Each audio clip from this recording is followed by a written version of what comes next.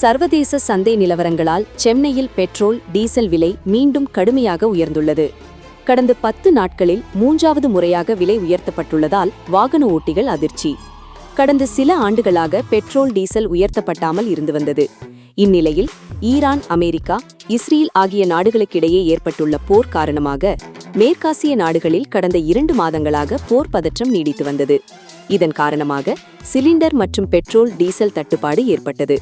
தற்போது போர் பதற்றம் இல்லாத நிலையில் ஈரான் பகுதியில் உள்ள ஹார்மூஸ் நீர் ஜலசந்தி பகுதியை அமெரிக்கா முற்றுகையிட்டுள்ளது.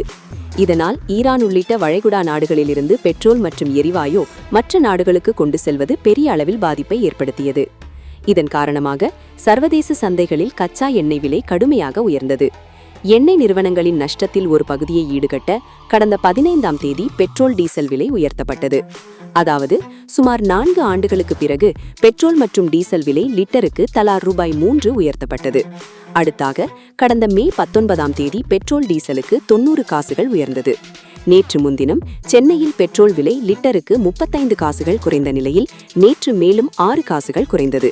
பின்னர் பெட்ரோல் டீசல் விலை ஏற்றம் இறக்கம் கண்டு வந்தது. இந்நிலையில் சென்னையில் பெட்ரோல் விலை லிட்டருக்கு 82 காசுகள் உயர்ந்து 105.31 ரூபாயாகவும், டீசல் விலை லிட்டருக்கு 87 காசுகள் உயர்ந்து 96.98 ரூபாய்க்கு விற்பனை செய்யப்படுகிறது. கடந்த 10 நாட்களில் பெட்ரோல் டீசல் விலை 3வது முறையாக உயர்ந்துள்ளது வாகன ஓட்டிகள் மத்தியில் பெரும் அதிர்ச்சியை ஏற்படுத்தியுள்ளது. இதன் காரணமாக ஆட்டோ, கார் ஆகியவற்றின் வாடகை அதிகரிக்கப்பட்டது. உணவுப் பொருட்களின் விலையும் வரும் புதிய உச்சத்தை எட வாய்ப்புள்ளதாக கூறப்படுகிறது. கடந்த சில நாட்களுக்கு முன்புதான் எரிபொருளை சிக்கனமாக பயன்படுத்துவதன் மூலமும் வீட்டிலிருந்து வேலை செய்வதை தேர்ந்தெடுப்பதன் மூலமும் பொருளாதாரத்தை வலுப்படுத்த வேண்டும் என்று பிரதமர் மோடி வலியுறுத்தியிருந்தது குறிப்பிடப்பட்டது.